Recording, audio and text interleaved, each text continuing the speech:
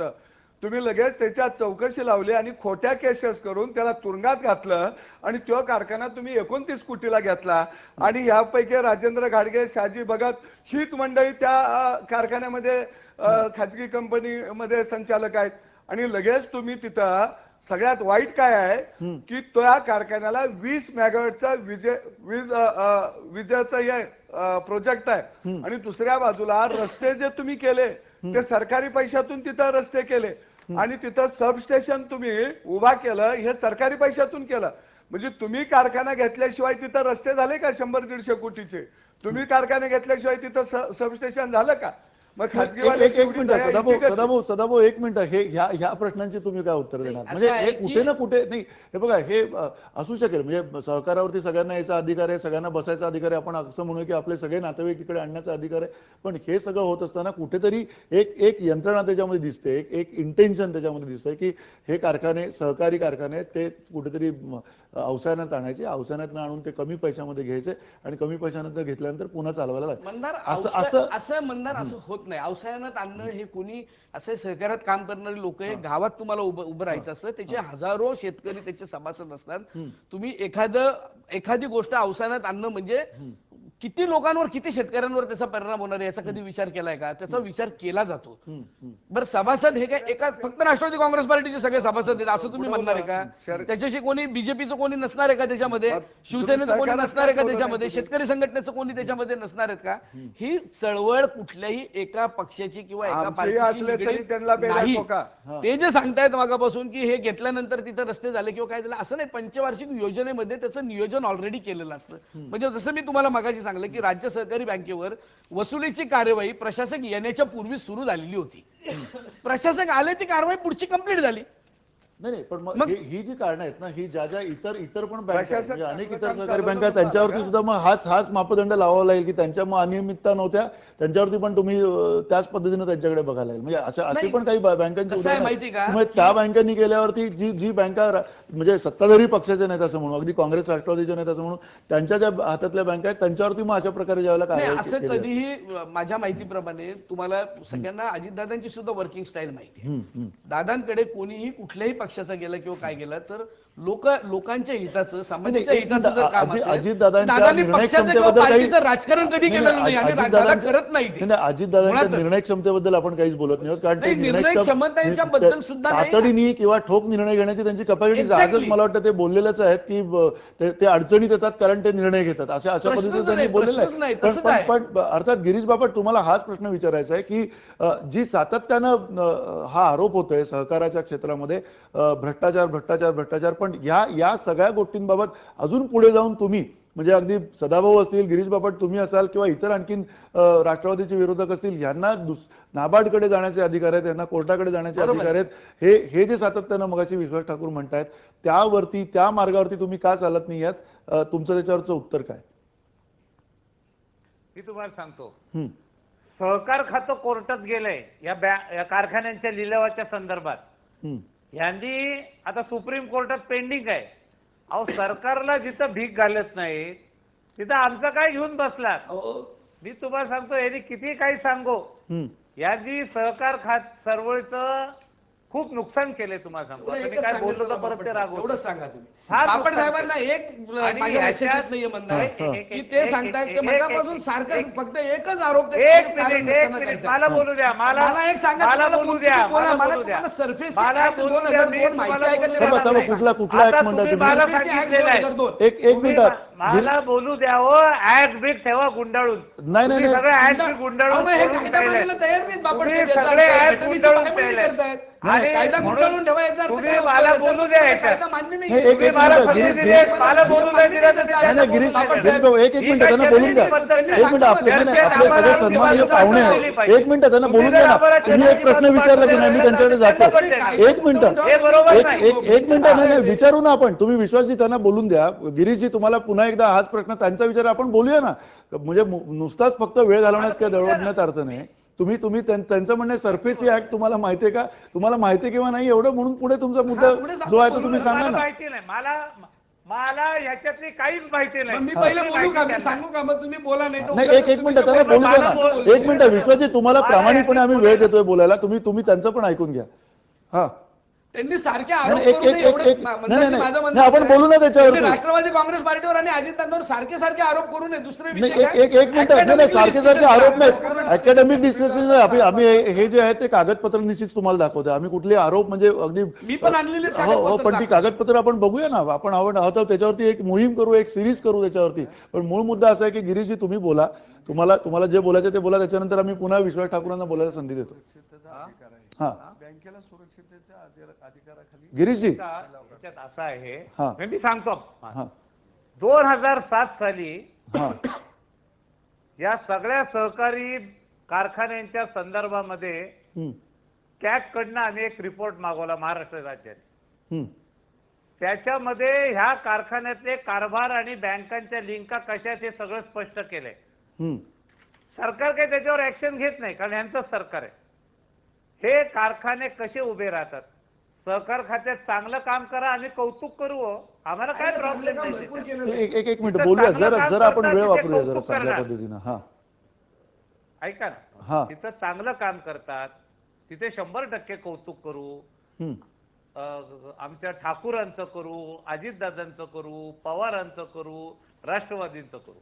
हा, मुद्दा काय आहे की आज सहकार कारखाने सहकार खात्याच्या मार्फत किंवा सहकार साखर कारखाने जे चालले हम्म, त्याच्यात आता अनेक ठिकाणी भाडेपट्ट्याने देणे, हम्म, खासगी कारखान्यांचं नंतर लिलाव करून विकणे कमी किमतीला, हम्म, हे जे सगळे प्रकार चालले ह्याच्यामध्ये आम्हाला असं वाटतं हम्म, की आजही राज्यातला जो शेतकरी आहे त्याच्या उसाला भाव वगैरे मी आता जात नाही, हम्म, तो समाधानी नाही.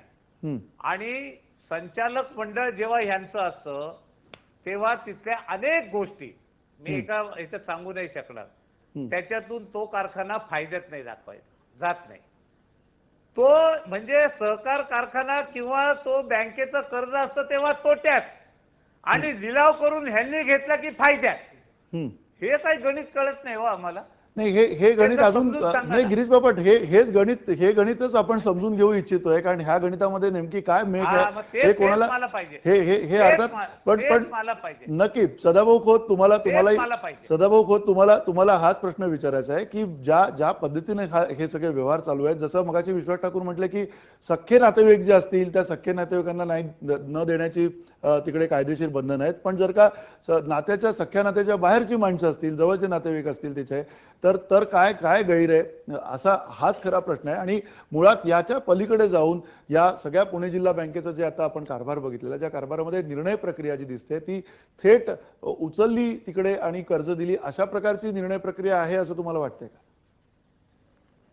मला याच्यामध्ये स्पष्ट सांगायचं आहे की मी मगाशी तो मुद्दा घेतलेला होता की तुम्ही एका बाजूला आमदार आहे, मंत्री आहे, असं असताना तुम्ही जिल्हा मध्यवर्ती बँकेच्या वरती संचालक का गेला, हा माझा पहिला मुद्दा आहे.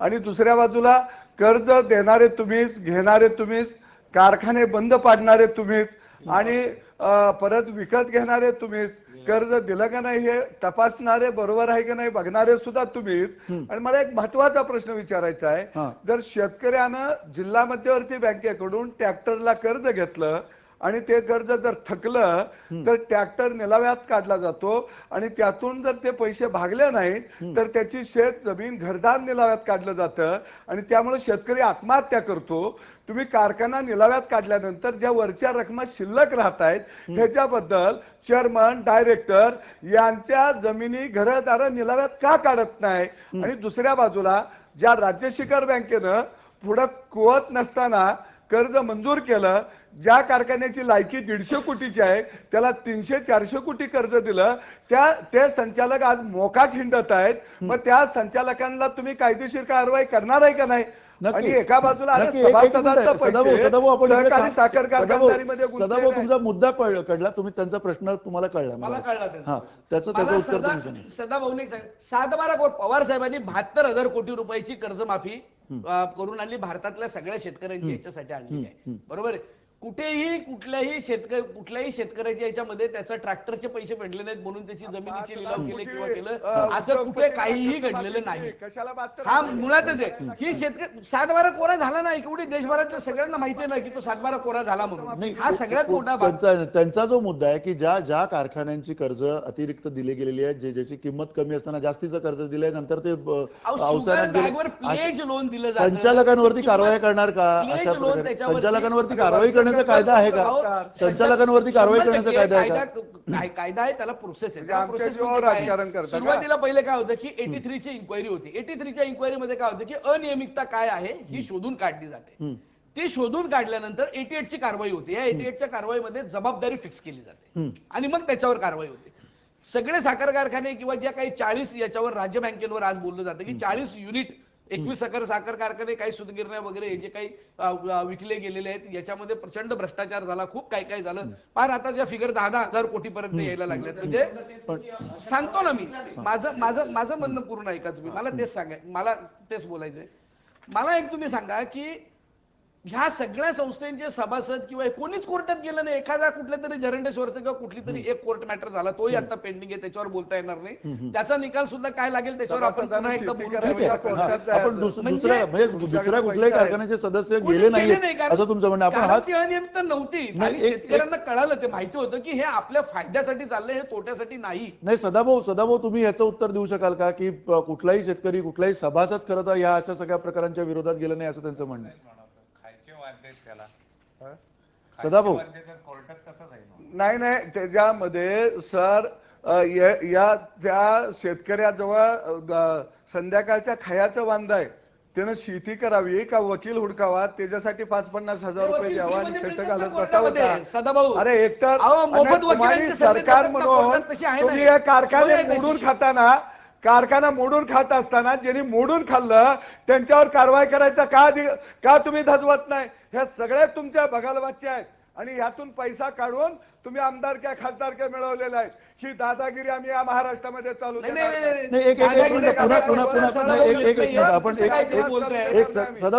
सदाभाऊ थोडंसं राजकारण बाजूला ठेवूया कारण ही मुळात प्रक्रिया असं आपण समजूया की शहरातल्या अनेक लोकांना माहिती नाही नेमकं काय चाललंय विषय काय हा अनेकांना माहिती नाही. आपण विषय आधी समजून घेऊया. मला मगाचं एकच माझं फक्त मी मगाशी जो म्हटलो ना की सरफेसी ऍक्ट काय आहे तो त्याच्यावर मी यांना मुद्दामून यांच्या लक्षात येत नाहीये किंवा यांच्या लक्षातून ते दुर्लक्ष करून तो हे करतायत.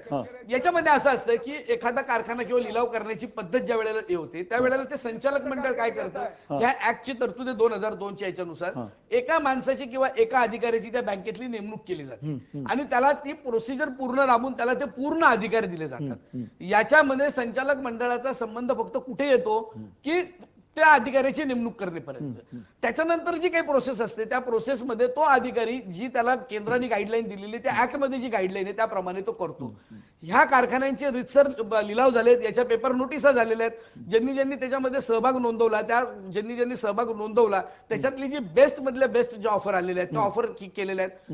जिथं ज्यांनी सांगितल्याप्रमाणे जी एखादी फिक्स केलेली प्राइस असेल त्याच्यापेक्षा कमी आलं तर तिथं दुसरा लिलाव तिसरा लिलाव झालेला आहे. लक्षात आलं. पण आता हे करत असताना काय होतं की एका बाजूला तुमची जितके दिवस जास्त जातात ते दिवस जास्त जात असताना लॉस वाढत जातो. त्याची किंमत नाही वाढत. एखाद्या प्रॉपर्टीची ही प्रॉपर्टी आहे आणि ही आता ठरलं की हिची किंमत 100 कोटी रुपयाला ही आपल्याला विकायची आहे. त्यानंतर होईपर्यंत तर तीन जर पुढे जर हे गेलं तर याचं डिप्रिसिएशन काउंट केलं जातं म्हणजे ती 100 कोटीची 90-95 कोटीपर्यंत येते. बरं काही निर्णय असे असतात शेतकऱ्यांचे.